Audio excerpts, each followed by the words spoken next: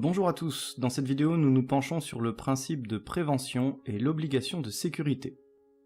Observons tout d'abord comment le principe de prévention s'applique à la préservation de la santé au travail. La prévention consiste dans un premier temps à anticiper afin de prendre les mesures permettant de réduire les risques, ou même de les éviter. Pour cela, il faut évidemment procéder à une étude d'évaluation. Le Code du travail énonce les principes généraux de prévention qui s'imposent à l'employeur. Il s'agit ici d'éviter les risques, d'évaluer les risques, de combattre les risques à la source, d'adapter le travail à l'homme, en particulier s'agissant de la conception des postes de travail, le choix des équipements et des méthodes de travail et de production. Tout cela afin de limiter le travail monotone et le travail cadencé. Il s'agit également de tenir compte de l'évolution de la technique, de remplacer ce qui est dangereux par ce qui n'est pas dangereux ou par ce qui est moins dangereux, de planifier la prévention en y intégrant notamment la technique, l'organisation et les conditions de travail, les relations sociales, les risques liés au harcèlement moral et au harcèlement sexuel, de prendre des mesures de protection collective en leur donnant la priorité sur les mesures de protection individuelle, et enfin, de donner toutes ces instructions appropriées aux travailleurs. L'employeur doit à ce titre élaborer un document unique d'évaluation des risques professionnels, qu'on appelle DUERP, ou plus simplement, très souvent, DU, document unique. Toute entreprise qui emploie un ou plusieurs salariés doit réaliser ce document. L'employeur, pour le rédiger, pourra consulter le CHSCT, les DP, les salariés, le médecin du travail, ou encore l'inspection du travail. Il recensera tous les risques présents dans l'entreprise, ainsi que toutes les mesures nécessaires pour assurer la santé et la sécurité du personnel. Ces mesures comprennent des actions de prévention des risques professionnels, des actions d'information et de formation, ainsi que la mise en place d'une organisation et de moyens adaptés. Il doit être actualisé une fois par an au minimum. Il peut être consulté notamment par les salariés, les représentants du personnel ou l'inspecteur du travail. Pour anticiper les risques, l'employeur dispose donc de mesures d'action d'information et de formation. Il doit informer ses salariés sur les risques présents dans les diverses situations professionnelles. Pour cela, il doit mettre en place des équipements de protection collective afin d'assurer la sécurité. On distingue les moyens de protection par éloignement, comme le balisage, les déviations, par obstacle, avec les rambardes de sécurité, par atténuation d'une nuisance, avec par exemple l'insonorisation d'un local ou l'aspiration de la poussière, la ventilation, et enfin par consignation d'une fonction dangereuse. D'autre part, il doit informer les salariés sur la bonne utilisation des moyens de protection individuels, ce qu'on appelle aussi les EPI, équipements de protection individuelle. Donc on trouve les bottes, les chaussures, les bouchons d'oreilles, les casques, les lunettes de protection, les combinaisons, les tabliers, les gants, les appareils de protection respiratoire, et j'en passe. Il s'agit de protéger les salariés contre les risques mécaniques, thermiques, électriques, chimiques, les rayonnements, les bruits, etc. Cette information peut tout à fait s'inscrire d'ailleurs dans la politique de formation de l'entreprise. Les salariés doivent signaler immédiatement à l'employeur toute situation de travail dont il y a un motif raisonnable de penser qu'elle présente un danger grave et imminent pour la vie ou pour la santé, ainsi que toute défectuosité que le salarié peut constater dans les systèmes de protection. C'est ce qu'on appelle le droit d'alerte. Il est posé par l'article L4131-1 du Code du travail. Ce droit est d'ailleurs doublé d'un droit de retrait si le salarié pense être dans une situation qui l'expose à un danger grave et imminent. Il peut donc se retirer de cette situation de travail. L'employeur a une obligation générale de sécurité. C'est une obligation de résultat, pas une obligation de moyens. Il ne peut pas déroger à celle-ci car il est le seul et unique responsable. Voyons maintenant comment le principe de prévention s'applique aux risques technologiques et environnementaux. Le principe de prévention répond à la même logique que celle décrite précédemment, c'est-à-dire qu'il faut, dans un premier temps, évaluer les risques afin de pouvoir ensuite les anticiper. Pour les risques technologiques, l'évaluation est prévue avec les directives Seveso, dont l'objectif est d'identifier et de classer les entreprises industrielles potentiellement dangereuses du fait de leur activité. Ces dispositions communautaires sont complétées au niveau national, notamment avec la loi Bachelot. Pour les risques environnementaux, la directive DRE, transposée par la loi LRE, la loi relative à la responsabilité environnementale, datant de 2008, vise à prévenir la menace de dommages ainsi que réparer les dommages causés à l'environnement. Il faut dans un premier temps évaluer les risques en les mesurant, puis mettre en place des mesures de prévention pour les éviter, mais aussi après la réalisation du risque pour y mettre fin ou limiter son aggravation. L'idée nouvelle ici est de reconnaître le préjudice écologique, en l'intégrant dans le Code civil, afin de pouvoir en assurer la réparation.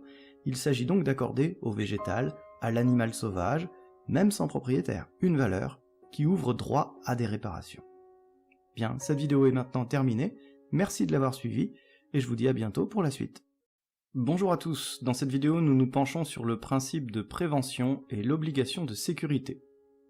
Observons tout d'abord comment le principe de prévention s'applique à la préservation de la santé au travail. La prévention consiste dans un premier temps à anticiper afin de prendre les mesures permettant de réduire les risques, ou même de les éviter. Pour cela, il faut évidemment procéder à une étude d'évaluation.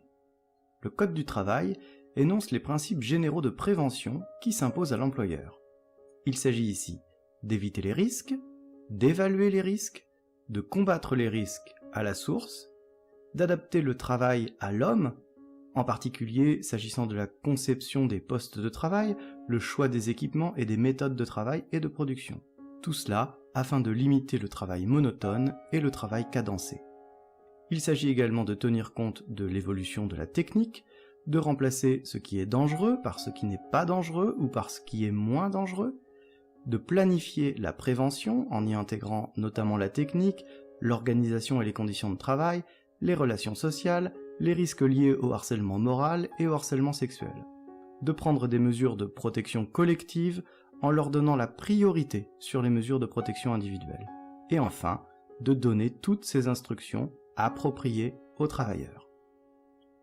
L'employeur doit à ce titre élaborer un document unique d'évaluation des risques professionnels, qu'on appelle DUERP, ou plus simplement, très souvent, DU, document unique. Toute entreprise qui emploie un ou plusieurs salariés doit réaliser ce document. L'employeur, pour le rédiger, pourra consulter le CHSCT, les DP, les salariés, le médecin du travail, ou encore l'inspection du travail. Il recensera tous les risques présents dans l'entreprise, ainsi que toutes les mesures nécessaires pour assurer la santé et la sécurité du personnel. Ces mesures comprennent des actions de prévention des risques professionnels, des actions d'information et de formation, ainsi que la mise en place d'une organisation et de moyens adaptés. Il doit être actualisé une fois par an au minimum. Il peut être consulté notamment par les salariés, les représentants du personnel ou l'inspecteur du travail. Pour anticiper les risques, l'employeur dispose donc de mesures d'action d'information et de formation. Il doit informer ses salariés sur les risques présents dans les diverses situations professionnelles. Pour cela, il doit mettre en place des équipements de protection collective afin d'assurer la sécurité. On distingue les moyens de protection par éloignement, comme le balisage, les déviations, par obstacle, avec les rambardes de sécurité, par atténuation d'une nuisance, avec par exemple l'insonorisation d'un local ou l'aspiration de la poussière, la ventilation, et enfin par consignation d'une fonction dangereuse. D'autre part, il doit informer les salariés sur la bonne utilisation des moyens de protection individuels, ce qu'on appelle aussi les EPI, équipements de protection individuelle. Donc on trouve les bottes, les chaussures, les bouchons d'oreilles, les casques, les lunettes de protection, les combinaisons, les tabliers, les gants, les appareils de protection respiratoire, et j'en passe.